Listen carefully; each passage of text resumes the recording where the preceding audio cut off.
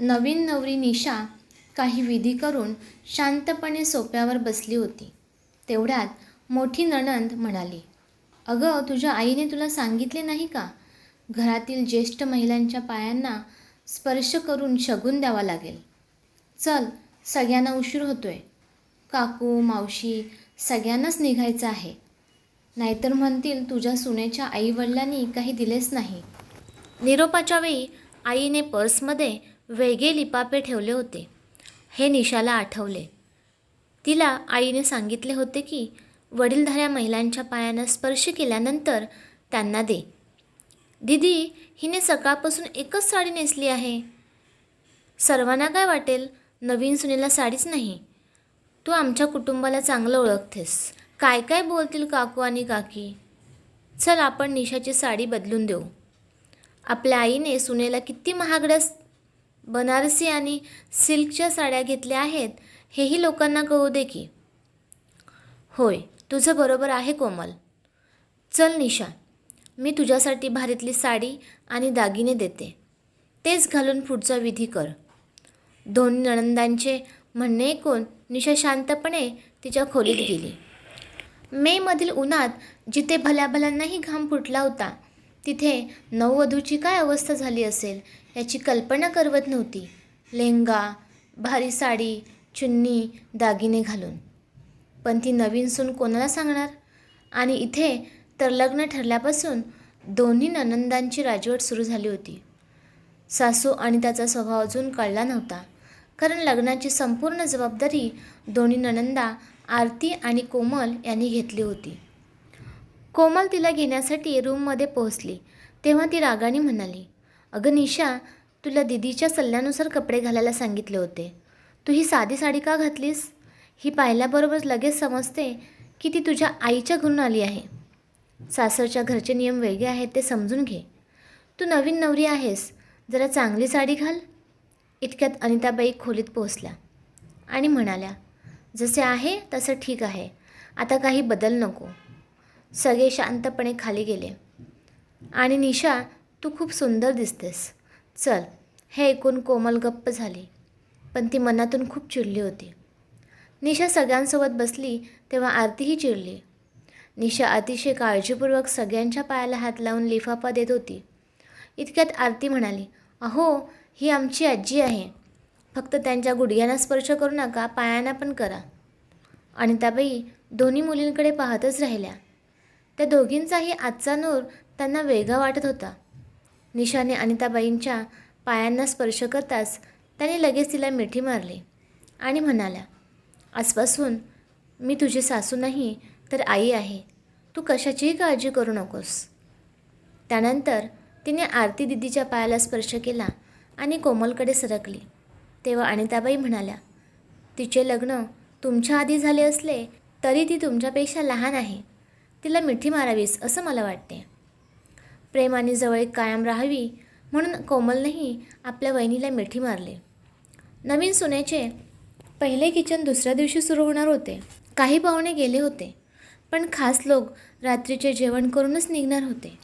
आरती आणि कोमल या दोघींनी रात्रीच निशाला जेवणाचा मेनू समजावून सांगितला आणि आशा तुला मदत करू शकेल असे सांगितले. जेवणामध्ये गोडाचे मात्र तुलाच बनवायचे आहे. स्वयंपाकघरात काही गडबड केल्यास तुला ओरडा पडेल म्हणून काळजी घे. नणंदांचे बोलणे ऐकून निशा घाबरली आणि मनातल्या मनात म्हणाली, "अरे देवा, मला वाटले होते की हे सुशिक्षित लोकांचे घर आहे, पण येथे 100 वर्ष जुन्या रूढीवादी प्रथा अजूनही सुरू आहेत. इतके सारे नियम माझ्या घरी नव्हते. मला हे कसे जमेल? मी सुजयला सांगून दुसऱ्या शहरात स्थायिक होईल. मला अशा लोकांच्या सहवासात राहायचेच नाही." ती स्वयंपाक करण्यासाठी सकाळी लवकर उठली. दुसऱ्या शब्दात सांगायचं तर रात्रभर तिला झोपच लागली नाही. ती किचनमध्ये पोहोचली तेव्हा अनिताबाईंची साफसफाई चालू होती. त्याने निशाला विचारले, "एवढ्या लवकर का उठलीस?" त्यांना काय सांगणार, त्यांच्या दोन्ही मुलींनी इतकी भीती घालून ठेवली होती की तिला रात्रभर झोपच लागली नव्हती. तरी ती अनिताबाईंना म्हणाली, "आई, काही काम असेल तर मला सांगा. मी आता ते पूर्ण करेन. आणि गोडाचं काय बनवायचं आहे?" एवढी काळजी करू नकोस. जा आणि तुझ्या खोलीत आराम कर. मी थोड्या वेळाने तुला चहा पाठवते. त्यानंतर जेव्हा मी म्हणेन तेव्हा तू ये. सासूचे म्हणणे ऐकून निशा शांतपणे तिच्या खोलीत गेली. सकाळचे 11 वाजले होते. आरती, कोमल यांना वाटले की चला किचनमध्ये जाऊन येऊया. दोघी किचनमध्ये पोहोचल्या आणि त्यांनी आरडाओरडा सुरू केला. तुझ्या आईने तुला काही शिकवलंच नाही का? अरे देवा, आईने हे सर्व पाहिलं तर काय होईल? तेवढ्यात अनिताबाई स्वयंपाकघरात आल्या. अगं काय झालं? तुम्ही दोघी तुमच्या वहिनीशी असं का बोलताय? आई, तूच बघ तुझ्या डोळ्यांनी आणि मग आम्हाला विचार. तुम्ही दोघी माझ्याबरोबर चला. मला तुमच्याशी काहीतरी महत्त्वाचं बोलायचं आहे. आणि निशा बेटा, तू आरामात जेवून घे आणि खोलीत जाऊन तयार हो. आणि हो, तुला जी साडी आवडेल ती घाल, कारण खूप गरमी आहे. तुला कम्फर्टेबल असेल तीच घाल. रागाच्या भरात मोठी मुलगी आरती ओरडली. माझा हात सोड आई. तुझी सून येताच तू बदललीस. तुझी सून कशी वागते तुला समजत नाही का? असे केले तर ती उद्या तुझ्या डोक्यावर मिऱ्या वाटेल. आम्हा दोघी बहिणींना इतकी शिस्त लावलीस आणि आज तू स्वतः शिस्त विसरलीस का? एकदा तू घरी नसताना मी मॅगी बनवली तर माझ्यावर ओरडलीस आणि आज सुनेला नैवेद्य द्यायच्या आधीच खायला देतेस. तू तर दुटप्पी आहेस आई. तुझ्या मुलींसाठी वेगळे नियम आणि तुझ्या सुनेसाठी वेगळे नियम, अशी अपेक्षा आम्ही तुझ्याकडून केली नव्हती. धाकटी मुलगी रागाने बोलली. तुझ्या कडक नियमांनी आम्हाला कधीच मोकळा श्वास घेऊ दिला नाही आणि आज तू तुझ्या सुनेला इतकी मोकळीक देतेस. देवाची कृपा होती की आम्हा दोघींनाही चांगले सासर मिळाले. खरे तर आईच्या घरापेक्षा सासरच्या घरातच आम्हाला जास्त सुख मिळाले. त्या दोघींचे बोलणे ऐकून अनिताबाई म्हणाल्या, तुम्हीच माझ्या लाडक्या मुली आहात. मी काही बदलले नाही. तुम्हीच बघा, आपण शिफॉन आणि जॉर्जेटच्या साड्या घालून फिरत आहोत, तेव्हा तिने एवढी भारी बनारसी आणि सिल्क साडी का घालायची? संपूर्ण ब्लाऊज घामाने भिजला होता तिचा. तुमच्या हे लक्षात नाही आलं. आणि राहिला प्रश्न नैवेद्य दाखविण्याचा, तर मी नैवेद्य आधीच दाखवला आहे. मी पूजा करत असताना निशाला चक्कर आल्यासारखे वाटले. मी तिला विचारले असता तिने सांगितले की लग्नाच्या विधीमुळे 4 दिवसांपासून नीट जेवणही झाले नाही, त्यामुळे मी तिला जेवायला दिले. तुम्ही दोघींनी तुमच्या भावाच्या लग्नाची जबाबदारी इतकी छान पार पाडलीत की लग्नाचे सोहळे कधी सुरू झाले आणि कधी संपले ते मला कळलेच नाही. तुझे वडीलही खूप चिंतित होते, कसं होणार, काय होणार. पण बघा किती कुशलतेने तुम्ही दोघींनी सगळं हाताळलं आहे. माझ्या दोन्ही मुली सर्व गुण संपन्न आहेत, परंतु तुम्ही दोघी आता जशा वागताय त्यामुळे तुमच्या वहिनीच्या मनात तुमच्याबद्दल कडवटपणा येईल. त्यानंतर मग तुम्ही तिच्याकडून प्रेमाची, चांगल्या वागण्याची अपेक्षा करू नका.